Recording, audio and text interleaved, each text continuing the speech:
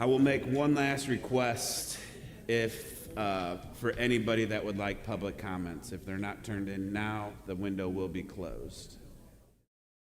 Is there anybody else that would like to sign up for public comment? Seeing none, start the meeting. Could everybody please stand for the Pledge of Allegiance, but hold a moment of silence for the residents of Florida and everything that they've been going through lately.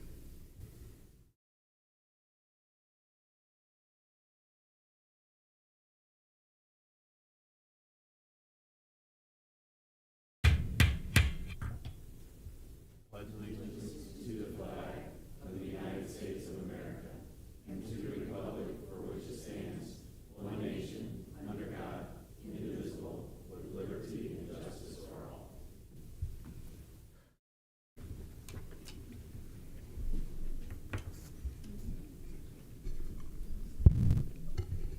Roll call. We have 15 present, with members Elsasser, Groves Allison, and Ricker absent. Next is the approval of the September 12, 2024 minutes. Is there a motion? Member Daley, Member Rosenbaum. Any corrections, comments? Seeing none, roll call. Members Blair, Aye.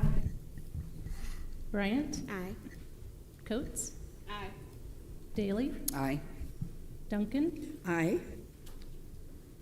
Hare,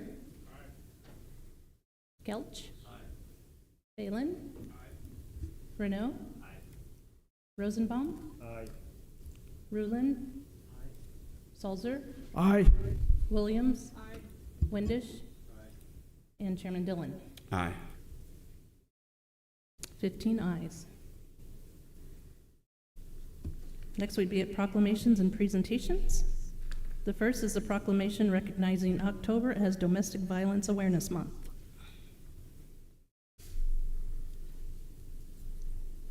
Mary.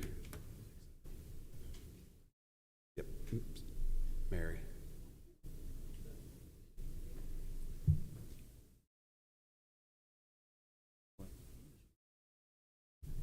Amy, come on up here. Do you have others on the team too? I do. Bring the whole team up.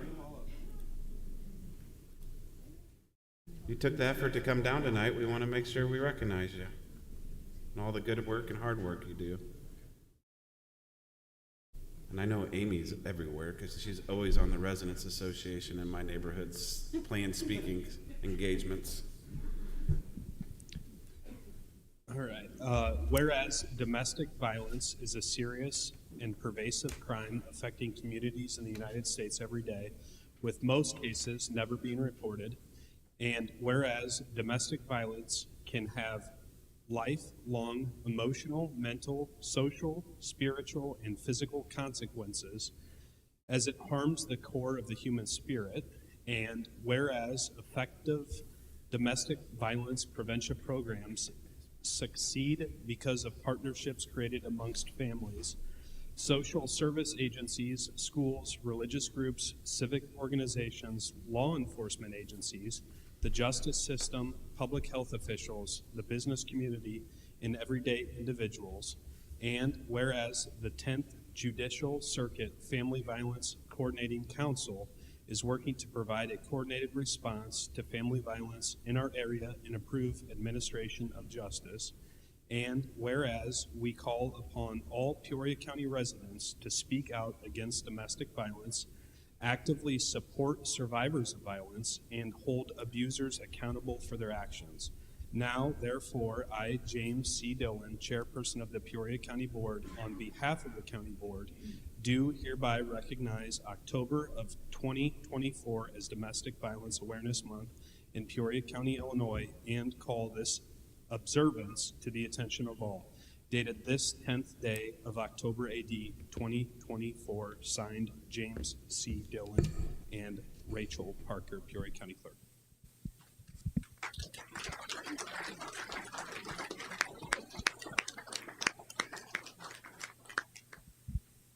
On behalf of the council and all these collaborating agencies here. We have the Sheriff's Department, we have the Center for Prevention of Abuse, we have the Border Protection Office, the Peoria County Family Justice Center. We're so lucky in our area to have all these rich resources that help all these families who are affected by domestic violence every day. And can't thank you enough, Mr. Dillon, for recognizing the hard work that all these agencies do and the collaborations that are going on here in Peoria County. Thank you. I appreciate it. Thank you.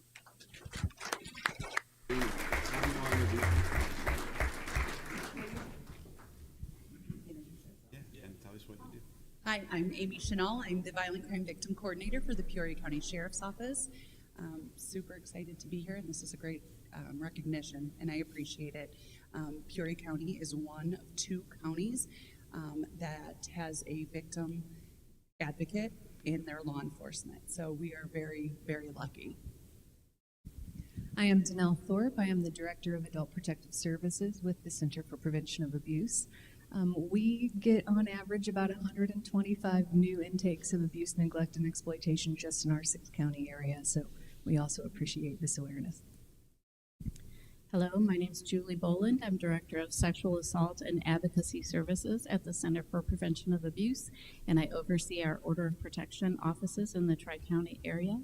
And we see in those 3 counties over 2,200 orders of protection annually. So thank you. I'm Ann Langenstein. I am the new director of the Family Justice Center here in the courthouse. I'm very happy to be here and very honored, and thank you so much for the recognition. Very lucky to work with all of these wonderful agencies in holding offenders accountable. I'm Fran Reyes, Director of Domestic Violence Family-Centered Services at the Center for Prevention of Abuse. I oversee all of our domestic violence programming, most notably our 2 emergency shelters. We provide upwards of 10,000 nights of safe shelter a year between both of our locations. So domestic violence affects all of us, everyone within our community, so thank you very much for bringing this to the forefront of awareness. We're doing a special month for us, October. Wear your purple.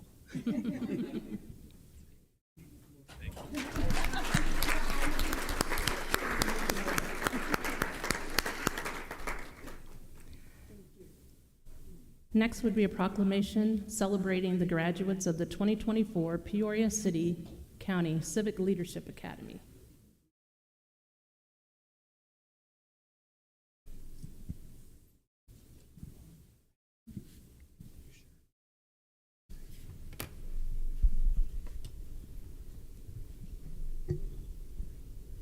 I asked one of the county's biggest cheerleaders, Nick, to read this proclamation. Thank you very much, sir. Hi, everyone. My name is Nick Rubelit. I'm the communications coordinator here at Peoria County. It's a little unusual for a non-board member to be reading a proclamation, but I'm very honored to do so tonight. These graduates before you here have been through 8 weeks with the Civic Leadership Academy. It's a program that's offered every year, giving an inside look at municipal government, the different functions that it partakes in, and the different facilities in which that work happens. So, without any further ado, the proclamation, which also will be serving as your diploma. Whereas the Civic Leadership Academy is an initiative by the Peoria County and the City of Peoria to educate and involve the community and local governance and offer an in-depth understanding of the services offered by both entities. And whereas it is a unique opportunity for residents to experience local government in a hands-on environment that allows engagement with elected and appointed officials who generously volunteer their time to present the sessions within the settings of their respective facilities. And whereas the participants had the privilege of visiting the Peoria County Courthouse, Sheriff's Office and Jail, Coroner's Office, Animal Protection Services Facility, Peoria City Hall, the City of Peoria Fire Department, Peoria Public Works, and the Emergency Communications Center. And whereas we acknowledge that Civic Leadership Academy participants take their own personal time to expand upon their understanding of government and are well deserving of their graduation after attending these sessions around the community, henceforth being honored tonight as the civil leaders they are. Now, therefore, I, James C. Dillon, Chairperson of the Peoria County Board, on behalf of the County Board, do hereby recognize and congratulate the 2024 Civic Leadership Academy graduates for their completion of this community program, dated this 10th day of October, AD 2024. Signed, James C. Dillon, Chairperson, and Rachel Parker, Peoria County Clerk.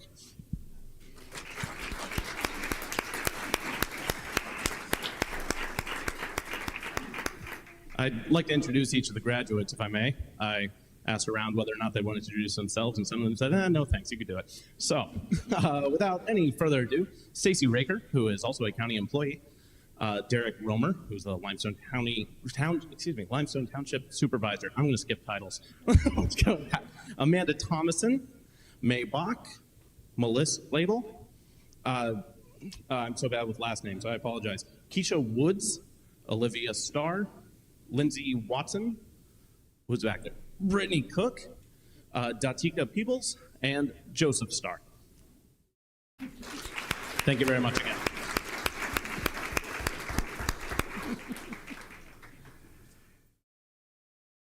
Next, we have a proclamation honoring Kidder Music on their 50th anniversary.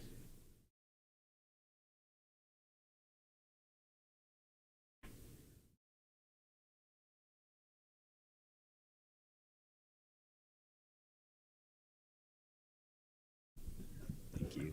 Welcome. Thank you. Hello. I'm very excited to present this to you all. I have a son who is a big band geek. Big. He loves the tuba.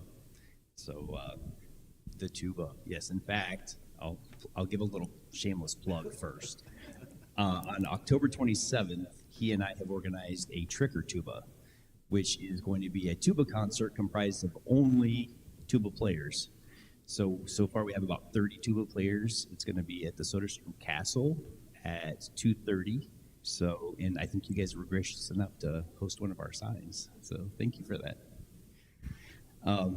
Whereas Kidder Music Service Incorporated provides a significant service for Central Illinois by fostering music education in our schools and communities. And whereas Kidder Music was initially founded under the name Byerly School Service by James and Floride Kidder, the former of whom spent several years as a local band director before a salesman and starting his own business in 1974. And whereas Kidder Music maintains a strong musical community in Peoria County by providing variety, such as through stocking rental instruments for students, creating a space for on-site lessons, and maintaining repair services. And whereas Kidder Music has enriched the lives of thousands of school children in our rural and urban communities, and they are known to band directors far and wide for their quality service and dependability. And whereas Kidder Music is known across the United States for their quality work with recognition such as their recent inclusion in the National Association of Music Merchants Top 100 Dealers for their outstanding achievement in music products industry. Therefore, I, James C. Dillon, Chairperson of the Peoria County Board, on behalf of the County Board, do hereby congratulate Kidder Music on their 50th anniversary and thank them for their work and to keep music alive everywhere. Thank you.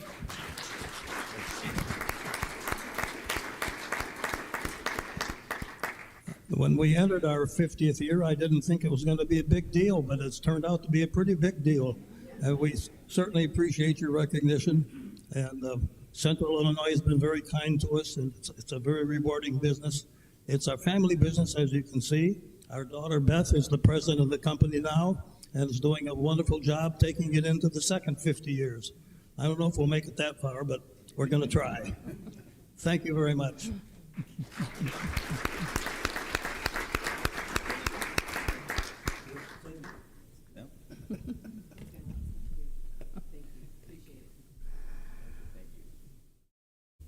Next would be a proclamation recognizing Operation Greenlight for veterans from November 4th through the 11th, 2024.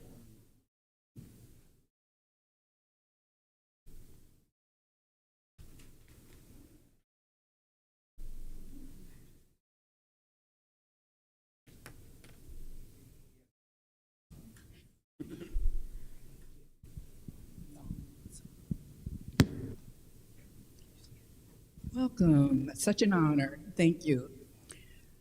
Whereas the residents of Peoria County have great respect, admiration, and the utmost gratitude to all the men and women who have selflessly served our country and the community in the armed forces.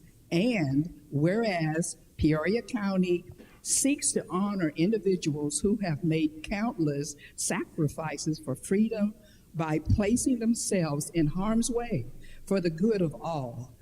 And whereas veterans continue to serve our community in the American Legion, veterans of foreign wars, religious groups, civil service, and as county veteran service officers to help fellow former service members assess more than $52 billion in federal health, disability, and compensation benefits each year. And whereas approximately 200,000 service members transition to civilian communities annually, and studies indicate that 44 to 72% of service members experience high levels of stress during transition from military to civilian life. And whereas in the week leading up to Veterans Day, multiple entities are joining Peoria County in Operation Greenlight, an international initiative to honor military veterans. And whereas Operation Greenlight aims to raise awareness about the unique challenges faced by veterans, as well as highlighting resources such as our Veterans Assistance Commission that are available in our community to assist veterans and their families.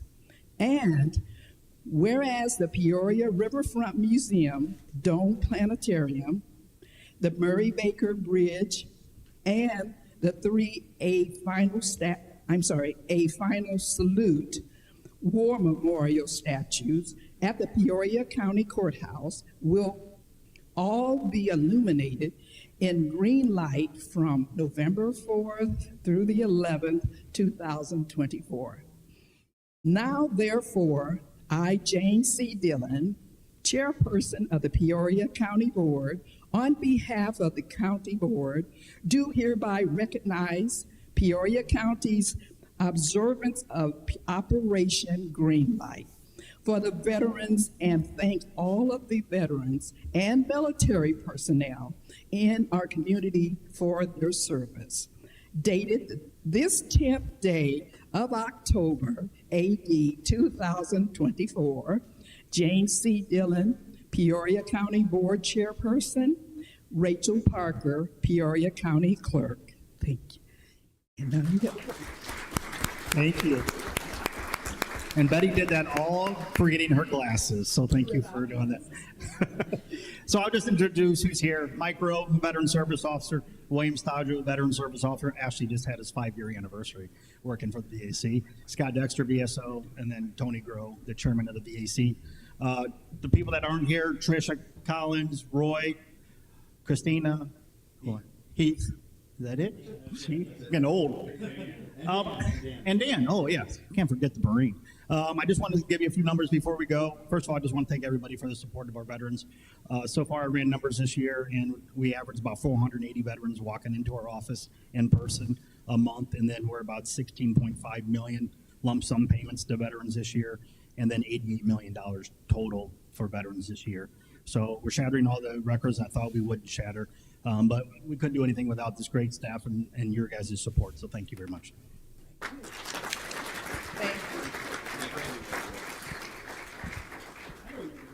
So since Brooks missed, and I always refer to him as Mr. Brooks, was that not at Last Ways and Mean, Trish? It was your 20th anniversary, so now you're going to get your pin tonight. So one of the joys of being the chair is you get all the good and you get the bad and the comments that come with. And out of your office, I got to thank you for your service to our country, and thank you to the service to the county and the vets that we have here.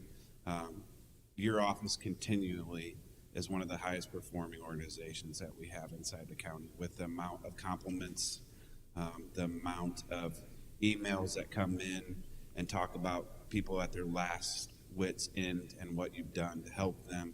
I know I've heard stories about homeless vets, and within 24 hours, them not being homeless anymore, and that they always say, if you work a day what you love, it's never a day of work, and I feel like that's your entire department.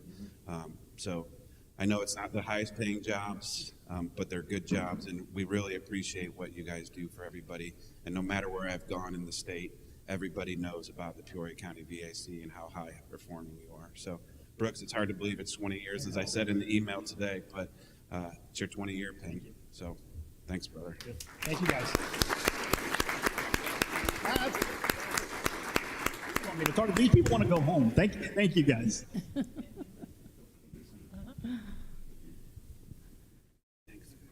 Our last proclamation is a proclamation recognizing natural fiber welding as a finalist of the Earthshot Prize 2024.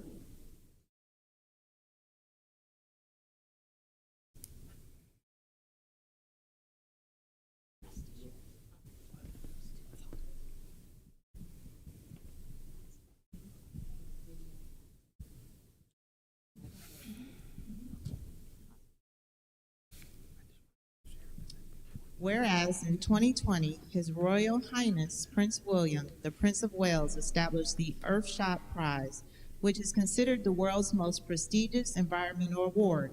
It aims to discover, spotlight, and scale groundbreaking solutions to repair and regenerate our planet.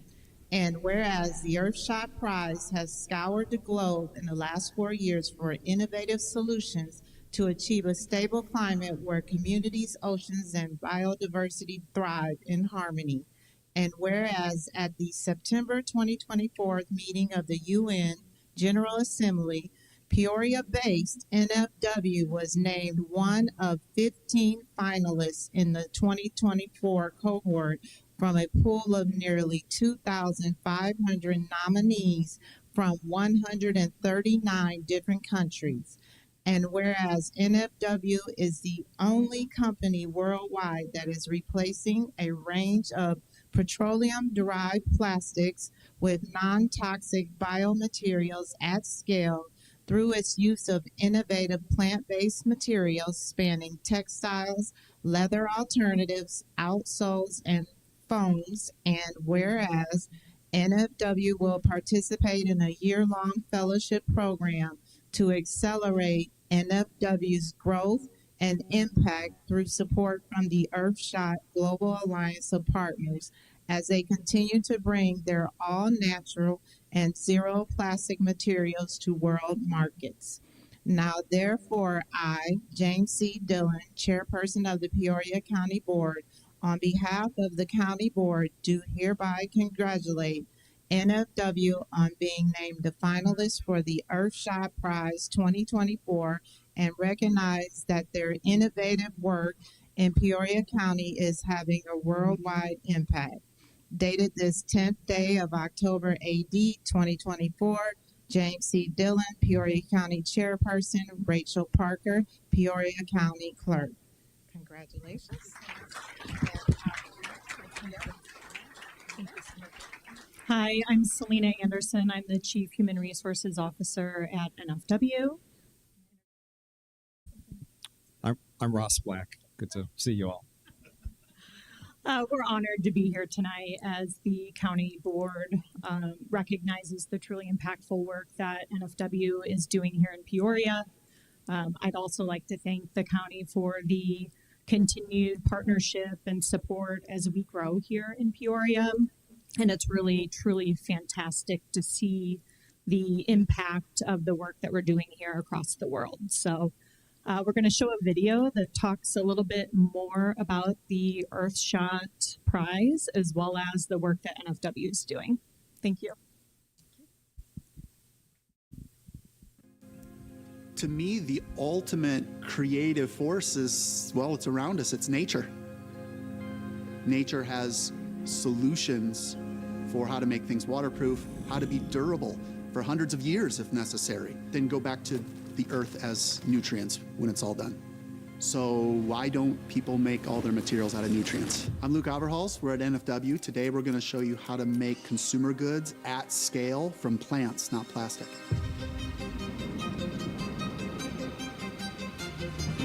I grew up on a farm and I saw nature growing all around me. And then I got a PhD in chemistry and I learned about how we make materials and I saw dissidence. The world we live in, trillions of dollars of clothes, shoes, interiors of cars are made from plastic. They're not just wasteful, they're toxic. One day I was working with some hemp fiber. What I observed was the fibers wanted to stick. And I had this sort of epiphany that plastics do one thing really well. You can mold them and shape them into about anything. And if you can mold and shape with natural materials, then humans all of a sudden can fit back in the original circular economy of life. It turns out that that idea is such a world-changing idea, it needed to leave the university and become a business. Myself and people like Steve Zika and Aaron Amstutz started working on prototype materials. Those first prototypes, we knew they were far from perfect, but we knew that with the right amount of development, these materials actually could work and work at the biggest scales. At NFW, you can sort of simplify our design philosophy into what we call the ground rules. It's this concept of start well, stay clean, end well. And what that means is start with natural inputs that came from the earth and that can safely return to the earth. And if we want to end in a better place, we need to start radically differently. We're working to scale the first regenerative fresh latex supply chain in southern Thailand. If the products you buy come from nature, those products can be the kind that can go back to nature. Say the question again.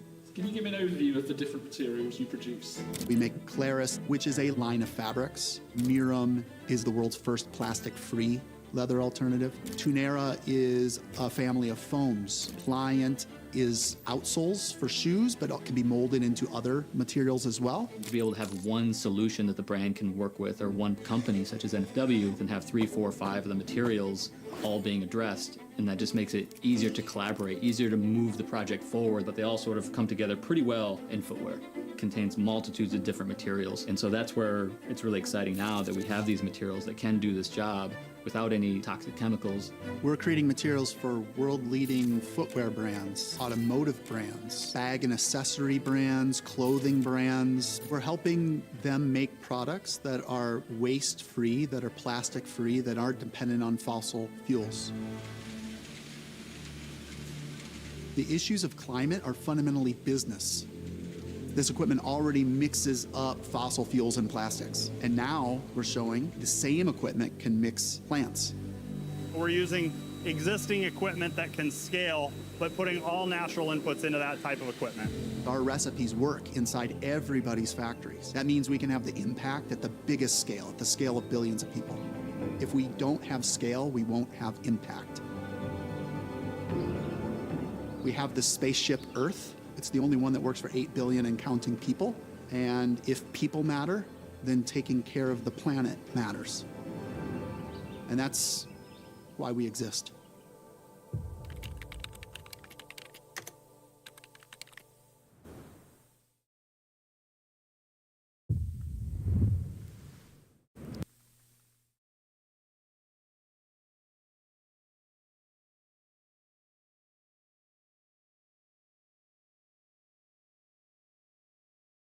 So before we get to the presentation for the Jail Masters, we have some other awards tonight. Which, thanks again for NFW for coming. I still like the saying best that I heard from the EDC, where Peoria is where dreamers meet doers. And this is definitely earth-changing. So first off, it's not an award, but I'd be remiss not to take the opportunity to wish a very special person a happy birthday today. And it is our Vice Chairwoman Williams. 40th birthday? 60th birthday today. And I know all of us have been here on birthdays anniversaries, and everything else. So I appreciate everything that you've done. Been a remarkable vice chair to be by my side for the last few years, and much appreciated. So with that, I think we should sing her happy birthday. Ready? Happy birthday to you. Happy birthday to you. Happy birthday, dear Sharon. Happy birthday to you. And many more. You want to add anything? Sorry, Brandy, I'm not a good singer other than that. But it's hard to believe as time goes by, but today would be your 5-year anniversary around here. So I know time flies. Appreciate everything that you brought to the table and the different perspectives. And glad you're around the horseshoe.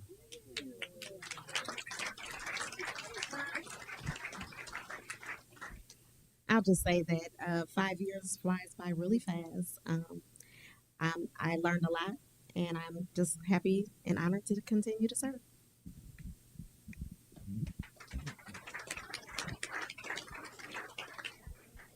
And another fantastic human being that has dedicated his life to service that goes hard to believe 20 years. But Sheriff Watkins has been around for 20 years.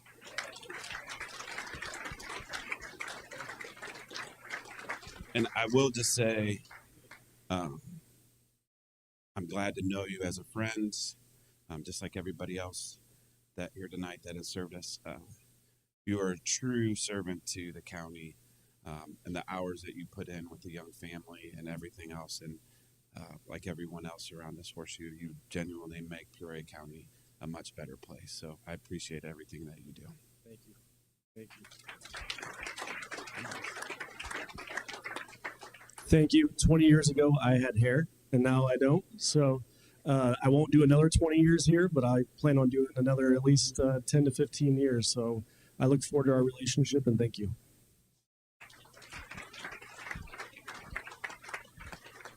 Thank you, Sheriff. Thanks, everybody. Next up is a presentation by CGL for the jail master plan.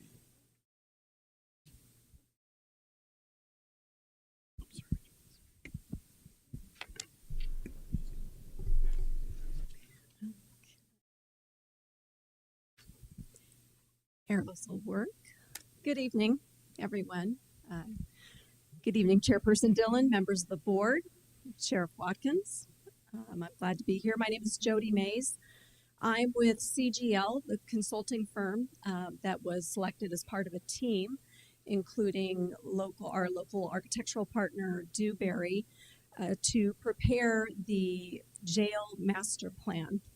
And before I dig into that, I want to introduce a couple folks who are here tonight that are part of that team. Carl Becker, Senior Executive Vice President with CGL, and Tracy Coker, Principal with the local Dewberry office.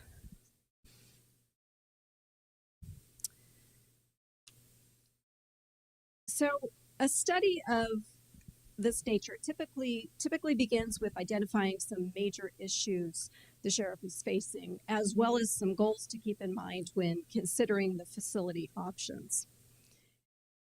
This is done by an extensive information gathering effort and gathering data, and also performing stakeholder interviews where we go to the site and speak to the people working in the facility and try to get their perspective. We conducted site visits.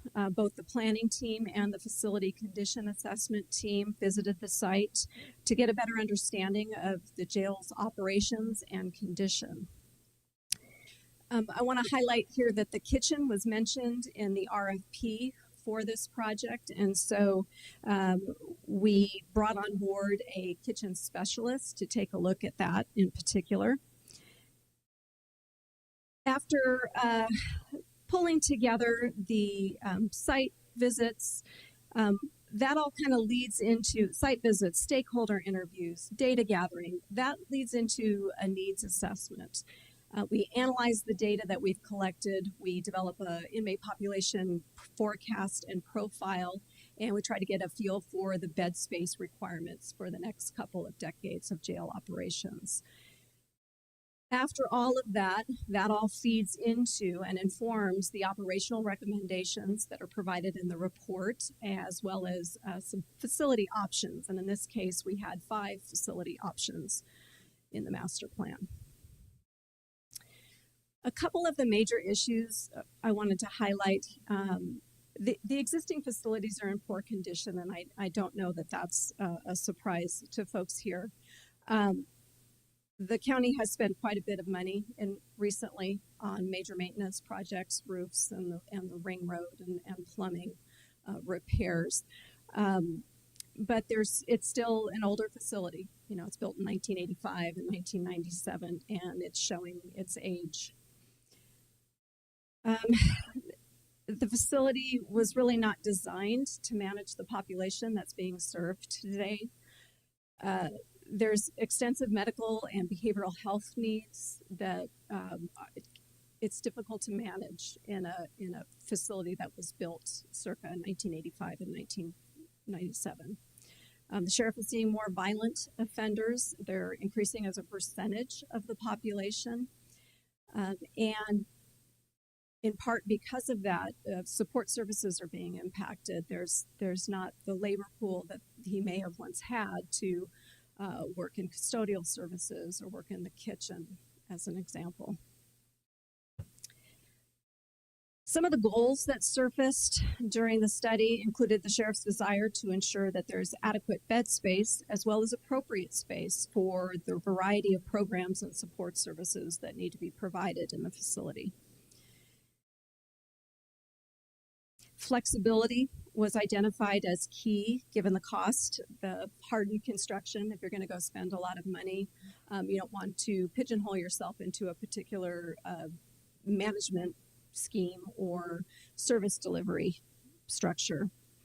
And flexibility also is important because it's difficult to foresee the future of criminal justice policy and frankly, changes in law that affect how you operate a facility. Another goal that was established by Sheriff Watkins right up front is he was clear about the issues he's facing hiring and retaining qualified staff. And so we really wanted to see any improvements that affect the jail going forward, improve the working conditions of staff and employees. I'd like to highlight just a few of the findings from the master plan that informs the recommendations and facility options. I touched on the condition assessment site visits. There is a facility condition report in the master plan in the appendix, and it's a little technical in nature, but essentially the facility condition index of the facility overall is described as poor. And essentially, the facility condition index of 0.22 essentially means that the cost of maintenance required to keep the facility operating exceeds 20% of the replacement value of the facility. We learned that an average of $2 per square foot has been spent on maintenance in the last 5 years. And again, there has been a significant investment by this board in improvements to the facility and repairs. But that average of $2 per square foot, which excludes staffing and utility costs, is really for everyday routine maintenance for the facility. The facilities in the kitchen and laundry, the kitchen in particular, the equipment is beyond its useful life, and the kitchen has numerous issues that are affecting the health, safety, and efficiency of food service operations.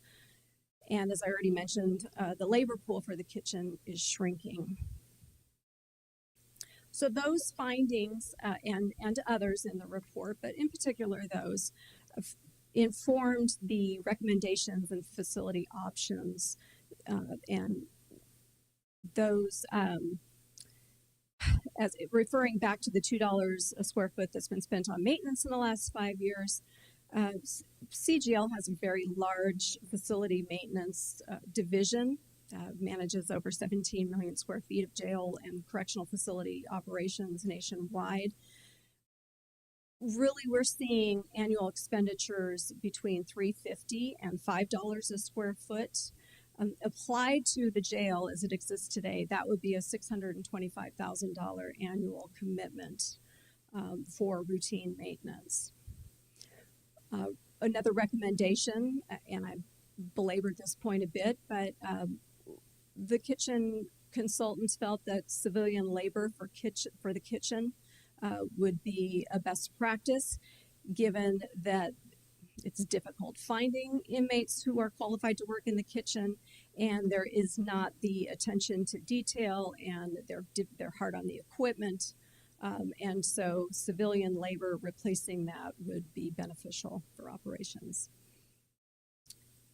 There was a 10-year capital renewal plan in the facility condition assessment.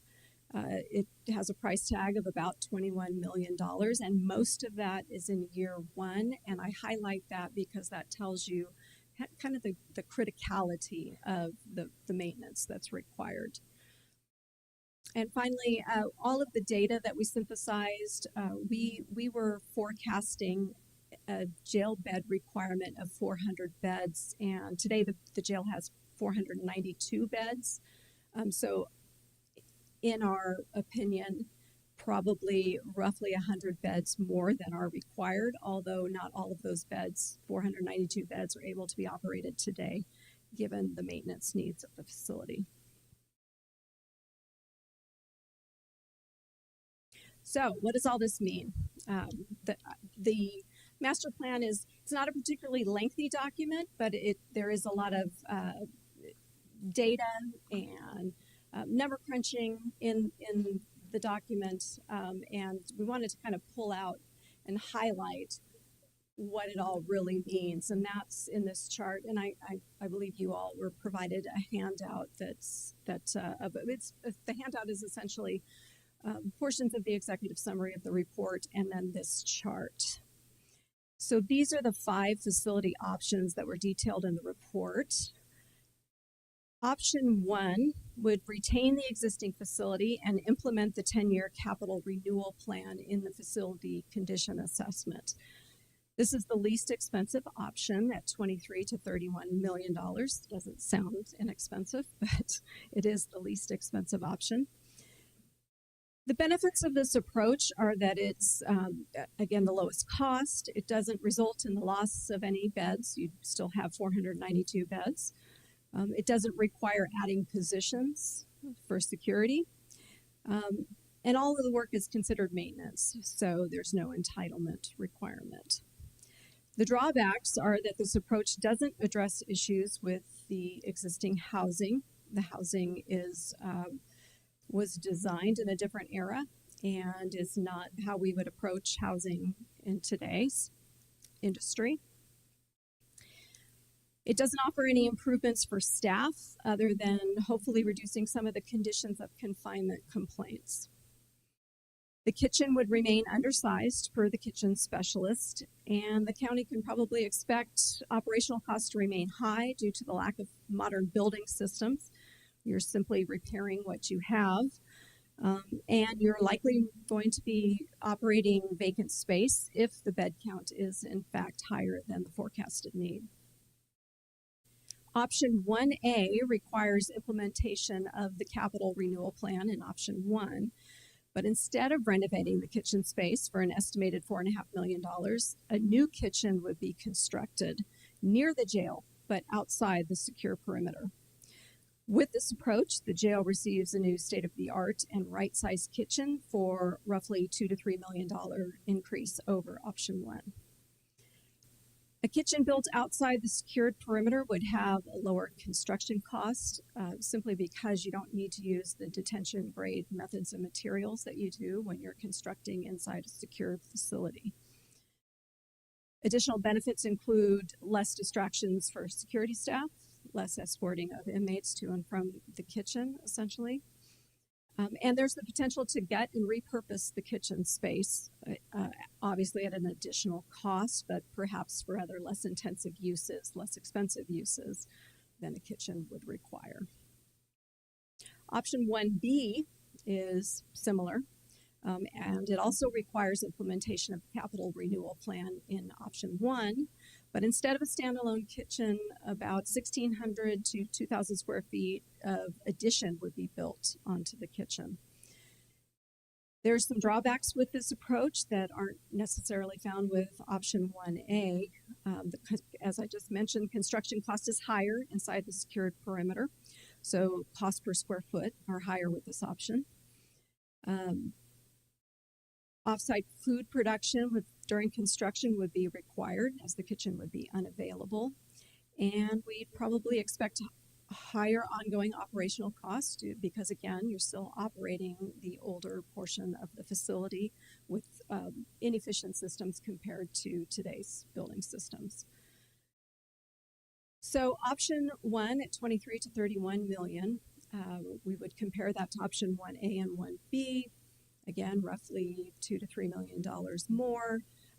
Those options are fairly equal in cost. You subtract some costs on the one and pick up costs in the other, so those are fairly equitable. And again, about 24 months from start to finish. There's a lot of variability that goes into the schedule, but those are sort of the targets that you would try and reach is 24 months for a project schedule on the option 1, 1A, and 1B. Then we move into option 2. That's a hybrid option.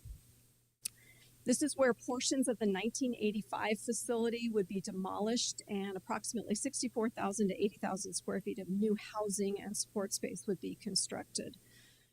This would reduce the investment in capital renewal, but there's obviously a significant investment in new construction here with a total estimated project budget ranging from 107 to 130 million. The benefits of this approach are that you would have new flexible beds designed to today's standards and built to meet the needs of the general population and the special populations that the sheriff is currently managing. There's the potential to leverage the benefits of direct supervision, which is essentially an inmate management model that is not feasible today given the configuration of the jail housing.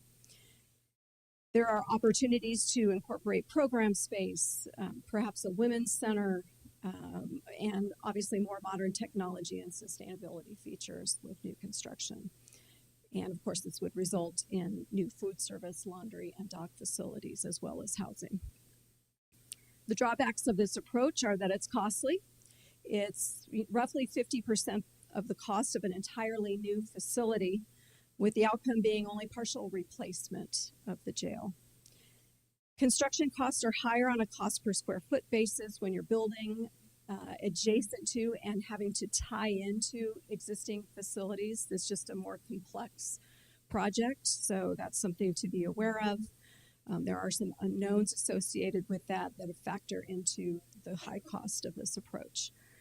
You still need to address the deferred maintenance for the portions of the older facility that will remain, and that cost would be about $6.5 million, down significantly from the capital renewal cost on the option 1, 1A, and 1B.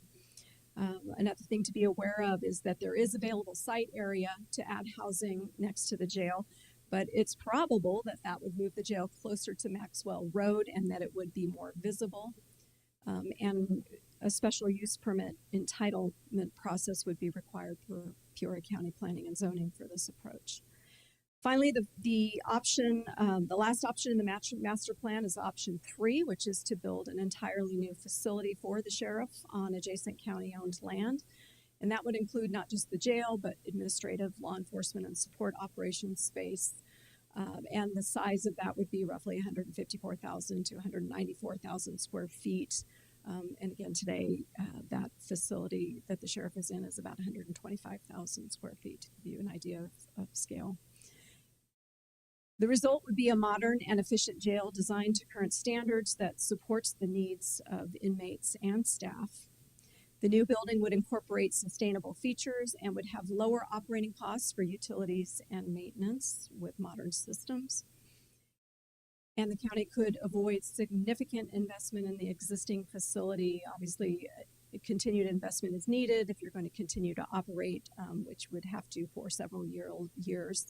This is a 5-year project, more than likely, and so the jail has to continue to operate during that time, and you can't not invest in the jail. It has to keep operating, but there would be a benefit and cost avoidance with this approach as far as the maintenance is concerned on the existing jail. This is certainly the most expensive option at $221 to $277 million. There is a lengthy project schedule, as I just mentioned, and that would include everything from procurement to planning, design, construction, and transition from the existing jail. And as I'm sure all of you are aware, it can be challenging to obtain entitlement approvals as well as political and community support to invest tax dollars in a jail, and so that would be definitely a consideration. So that concludes the overview of the master plan. We are here for questions if needed. And certainly, as you have time to dive into it, if there are questions that we can field via email or other communication platform, we're happy to do that. Thank you.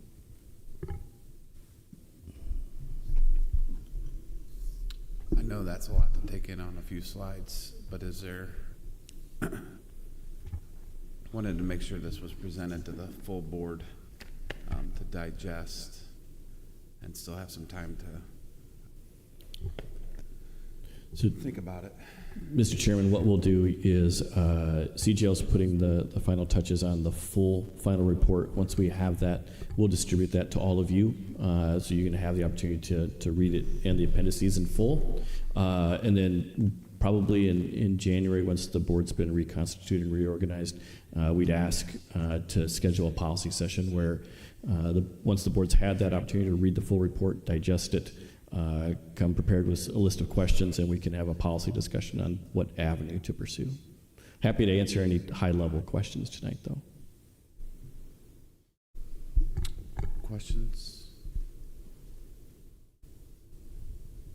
Sheriff, is there anything you'd like to add? Should. First, I just want to say thank you to CGL and Dewberry. We've had a lot of conversations, and Scott and my team at the Sheriff's Office, and getting them the data for this. This is obviously very important to us. At least we have some options to talk about. If you want my opinion right now, option one is kind of what I'm looking at. My concerns with option two, where you're doing an addition, is you're putting a new building on top of another old building. So in 15 years, when that old part's done, are you going to tear that down and put a new one in? So that's a concern of mine. And then building a new one is obviously a major cost to the taxpayers. And we're still doing a deep dive on my end on our opinions. I'm not an expert at jails.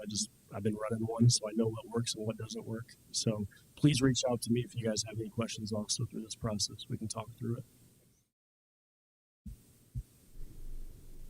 And I appreciate the sheriff and his staff being open to this, and CGL and Dewberry I know there's been we got some ARPA money, and I know there's been some frustration with the speed of how things have worked and come through, but what this board did was prioritize planning, and all the plans are now going to be in place with the jail and the one that we're doing at the courthouse currently, so that we will leave future boards a blueprint of how to proceed instead of just throwing money at things not knowing where it's going to end up. So I do appreciate all the time and effort. I know this was a long process, but now it's time to get to work to try to figure some of this stuff out. Any last time for questions? Seeing none, we have 7 citizens' remarks. The rules are no more than 30 minutes, but no more than 5 minutes per person, but no more than 30 minutes. There's 7 in here, so I'll just make the chairman's prerogative and give each person up to 5 minutes. First up is Bill Moore.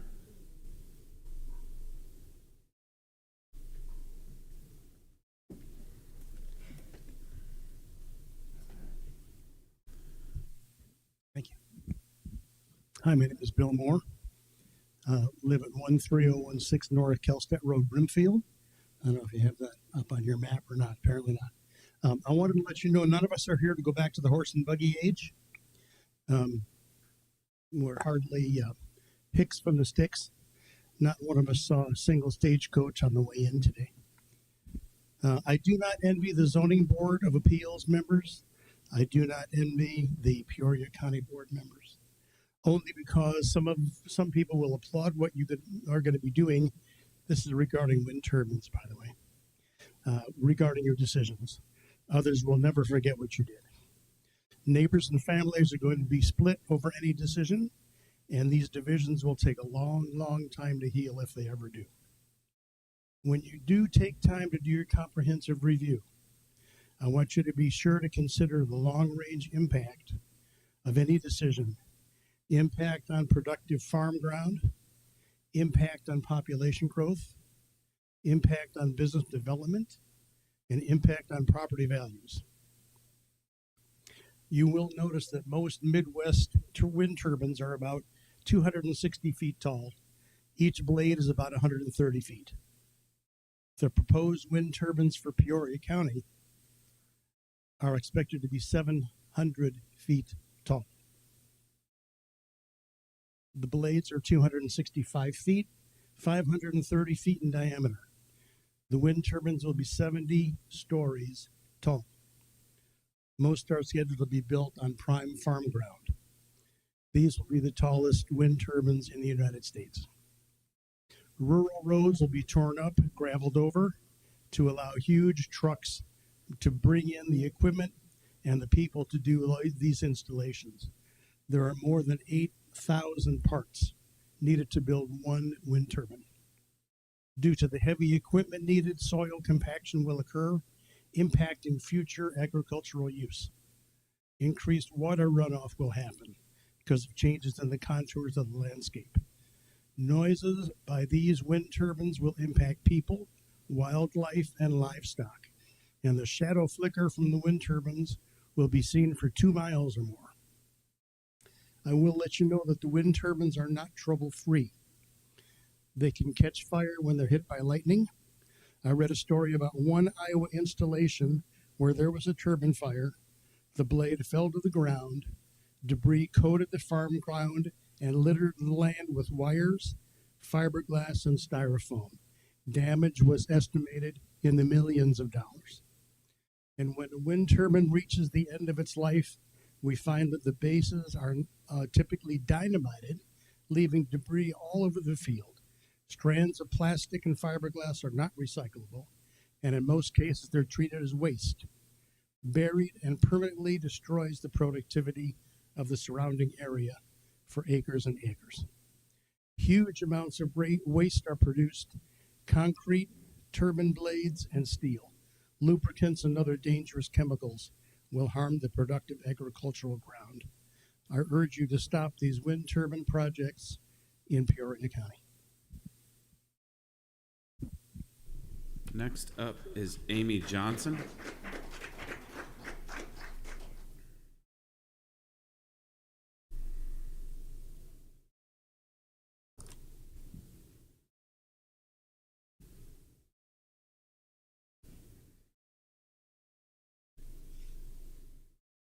Hello, my name is Amy Johnson.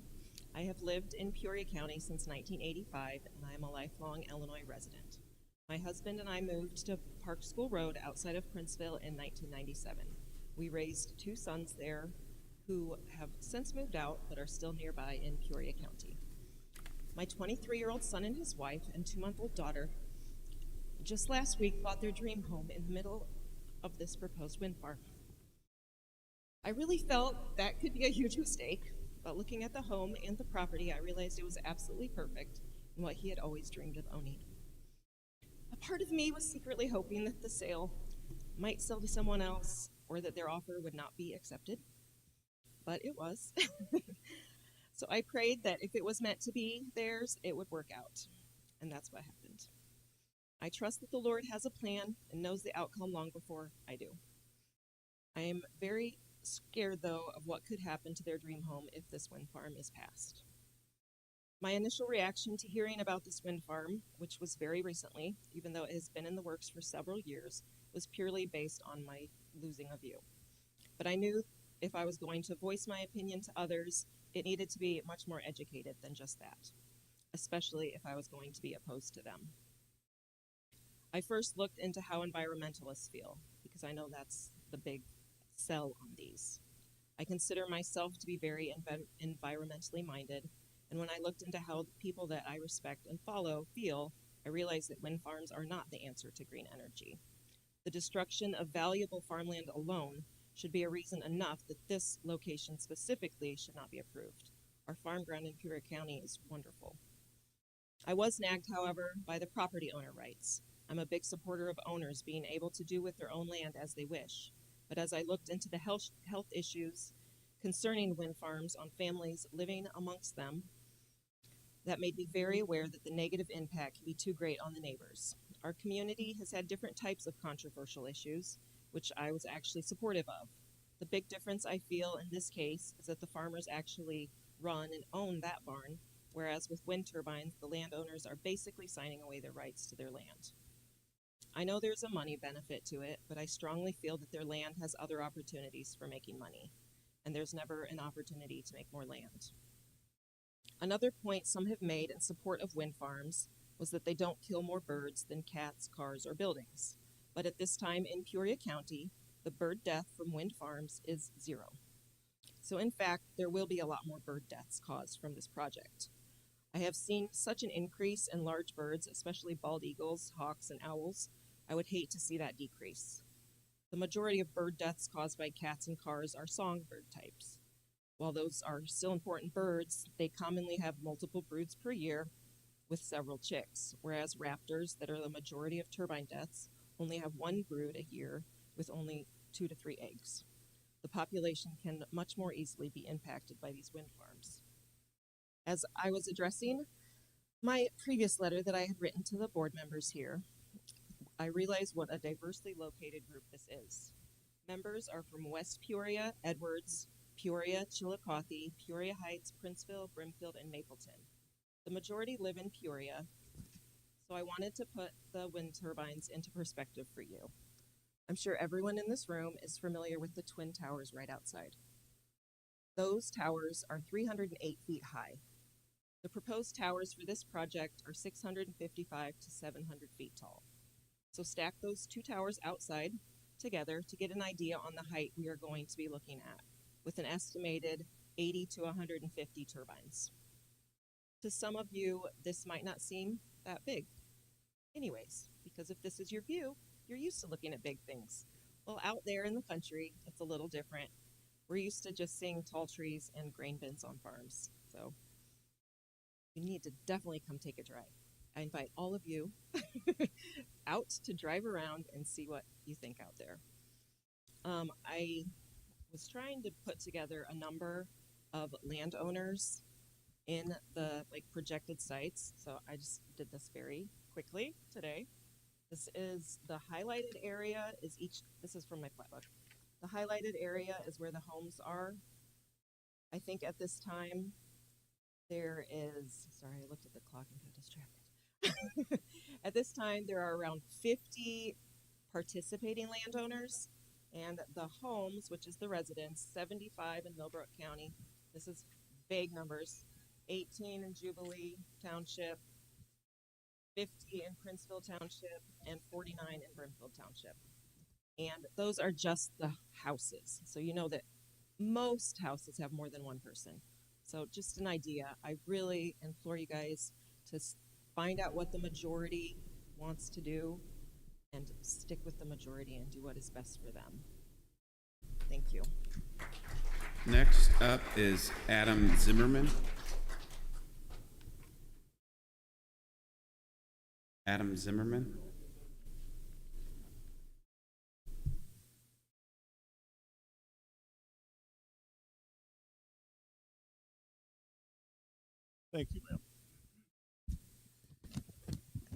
My name is Adam Zimmerman. I live at 15405 North Kluski Road, Brimfield, Illinois. Been a Peoria County resident for on and off for almost 30 years now. First, I'd like to thank all the board members who took the time last month to come to our informational meeting we held in Brimfield. It really shows you care, you're listening to us, and the constituents' voice matters. I want to take this brief moment to dispel some rumors that all the landowners are on board and for this. I'm a landowner. I was approached by the wind turbine company. I own acreage. I rent my farm out. I declined the offer. I'm not on board. I'm not the minority. There's a lot of us landowners that are not on board. So some members, they're not here tonight, are telling you that everyone's on board. Well, everyone is not on board. I can assure you that. I'll also ask, since some of the board members seem to have a lot better communication with the wind turbine company than I do, because I can't get an answer made. I've got 5 simple questions I'd ask. Maybe you could get the answer for. We talked earlier about these windmills being 700 feet tall. The wind company will not tell me how loud a 700-foot tall turbine will be. They will not tell me the ground vibration from a 700-foot tall turbine. They will not tell me shadow flicker, how far that casts out from a 700-foot turbine. They will not tell me ice throw. If you know what ice throw is, in the Midwest, where these wind farms seem to be prevalent, ice builds up the blades spin, they throw the ice off. You're talking 50, 100-pound chunks of ice that on a 700-foot tall turbine, nobody knows how far it can throw it. I would assume pretty far. If we've ever watched the Morton pumpkin chucking contest, they could really throw a pumpkin pretty far, so I can assume an ice chunk would go north of a mile, maybe half a mile. I don't know. I don't want to crash into my roof in the middle of the night or hitting anyone else. So a genuine safety concern we have. They also won't tell me about the lights. They talk about lights that may turn on only when an airplane approaches, but they also say it's very costly. So I said, is that what you're going to do? And when they were talking to me, they said, we don't know yet.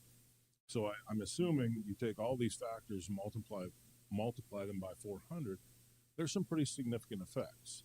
Now, this is a multi-international company, billion-dollar company, and they're telling me they don't know the answers to this. Come on, folks. They know the answers. They don't want to tell us what the answers are because they're not good. They want to get this thing slipped through and build some turbines, get their money, go back to Spain. That's all they want to do. I am concerned for the safety of my family, of my neighbors, and all the people in Peoria County. I shouldn't have to go to bed at night. My kids shouldn't have to go to bed at night scared of what these wind turbines are going to do. I do not want to live in the middle of an industrial energy park, and that's what is going to happen to all of us out here. We're going to build these things, and we're going to go from a nice, quiet community to living in the heart of an industrial power plant. I would ask not be swayed by 70 or 80 landowners who stand to make some short-term money off this, or listen to some promise of a handful of short-term jobs. There's not going to be a bunch of jobs off this. It's all a bunch of hooey. There'll be a few operators' jobs, and they're going to bring everybody else in. They're going to build their own concrete plants. They're going to bring in all their materials from somewhere else. This is how they operate.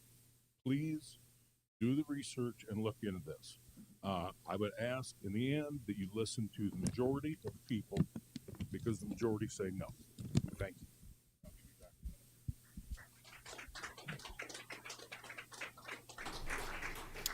Joseph Callahan.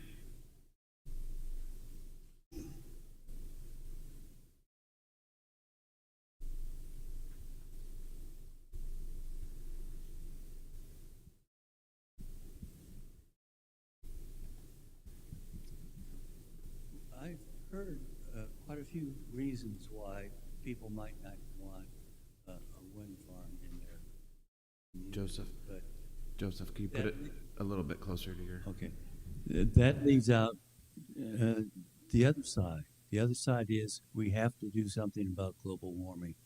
We can't pretend that it isn't real.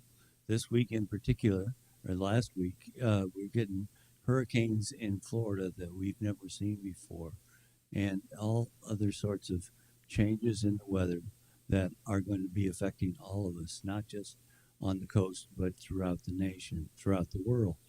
And I think it's essential that we do something.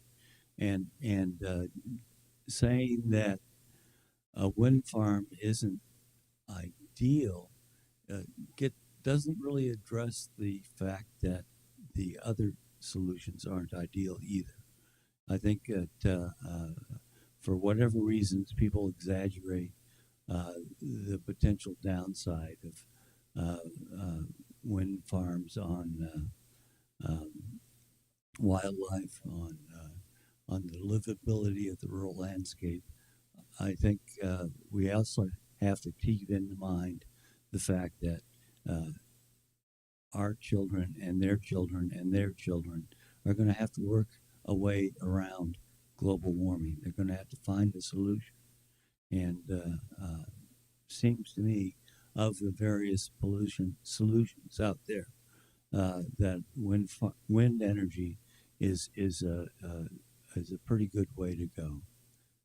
Thank you.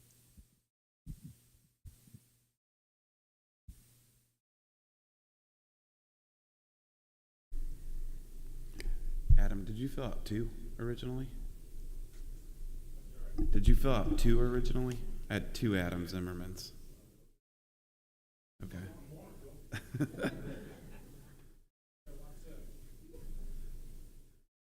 Next, it's per person, so sorry, Adam. Travis Wheat.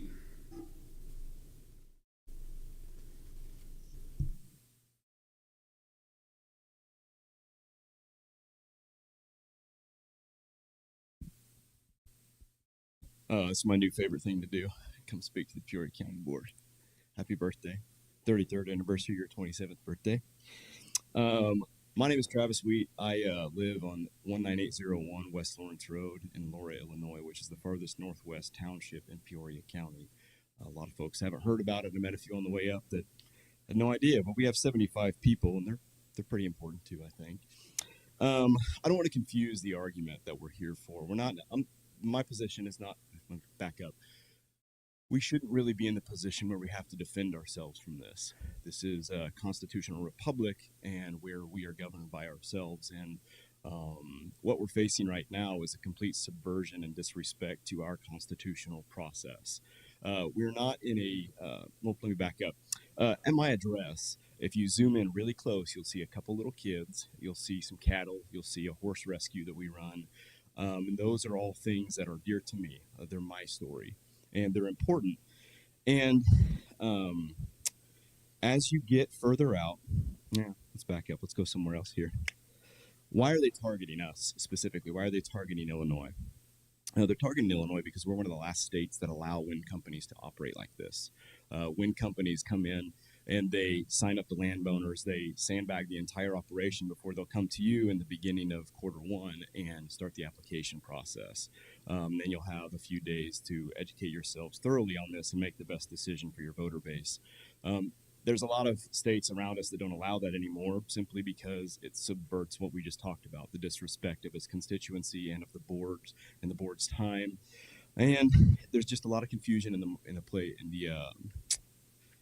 in the process. There's not enough time to get any sort of, well, I already said it, I'm just circling here. Education.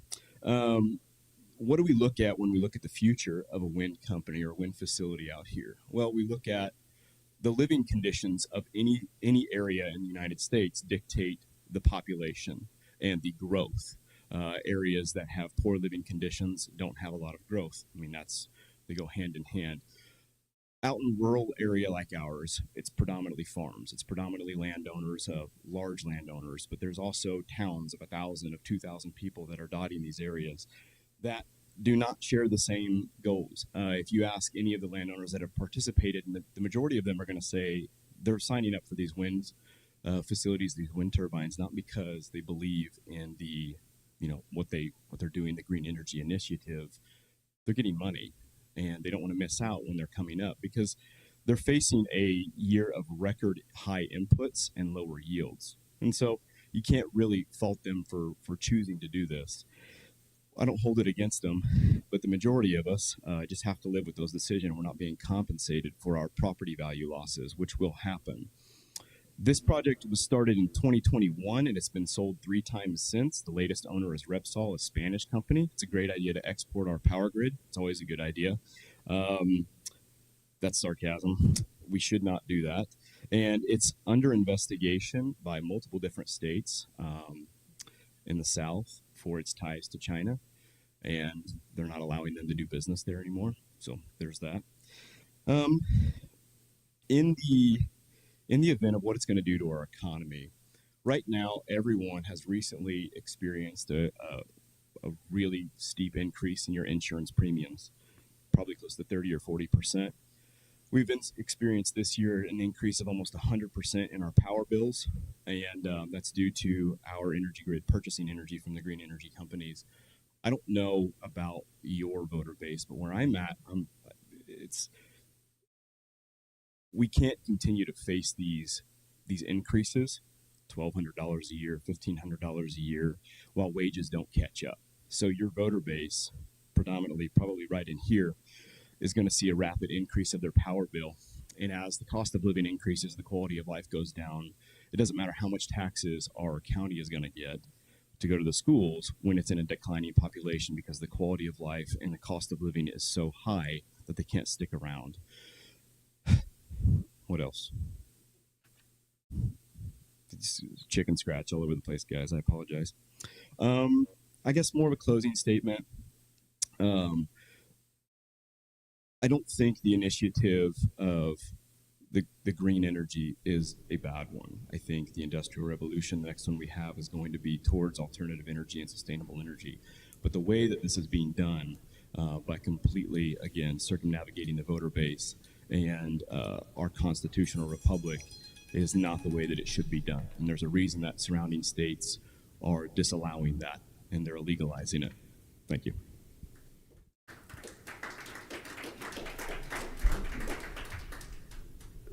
Lastly, Greg German.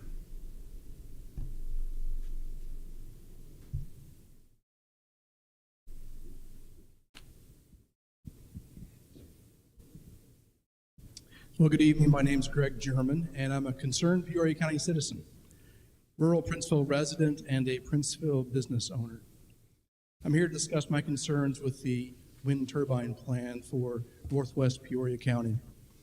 You know, as a business person, my goal when making a business decision is to deal in the facts and to make the best decision for my staff, for my employees, and ultimately for my business. Well, as county board members, I'm sure your process of making decisions is very much the same. Well, my concerns tonight are the following. Is this plan for wind turbine construction over our prime Peoria County farmland going to grow and prosper the communities in which they're going to be constructed in the next 50 years? Is this plan for wind turbine construction going to provide many permanent jobs for Peoria County residents? Is this plan for wind turbine construction going to increase the likelihood that more homes will be built in Northwest Peoria County? Is this plan for wind turbine construction going to produce more net tax revenue? And will the environment that the wind turbines create make it more likely for new homeowners to build and for new businesses to start up in Northwest Peoria County? Is this plan for wind turbine construction going to provide the resources that local fire departments and policing agencies need to expand so they can provide the necessary protection for both the residents and the real property of these new wind turbines? And do we know why some of our neighboring states no longer allow wind turbine projects to be proposed to landowners prior to being agreed to by the local authorities? Is this plan for wind turbine construction going to improve the overall quality of life for all Peoria County residents? I know that all these questions are not answered today. Your job as our representatives and our job as concerned Peoria County citizens is to get the answers for these questions before we ever consider the approval of a project like this. The magnitude of what this can be, be it either good or bad, has to be thoroughly understood by all of us. Each of us has a responsibility, not just to county residents today, but to our county residents for generations to come. I hope that as you hear comments tonight and in the weeks ahead, that you will fully vet the information so that you are making the best decision for the residents of Peoria County. Thank you.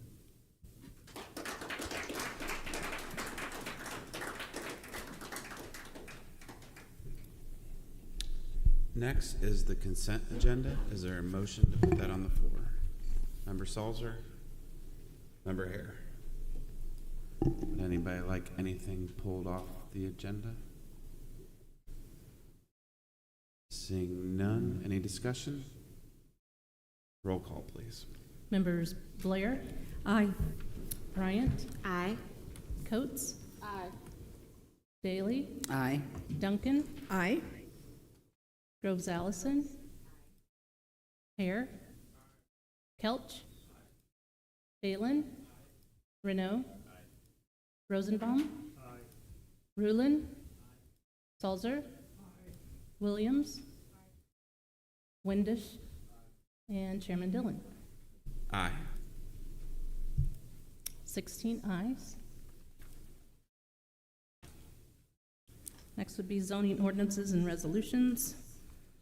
Case WAV 2024-0006, petition of Laut Farms LLC, a resolution from your Land Use Committee recommending approval of a waiver of compliance from Section 20-8.3.4.1.b.2.a of the Unified Development Ordinance, which requires that a new minor subdivision have access to a public water supply if an existing public water supply is within reasonable distance of the subdivision.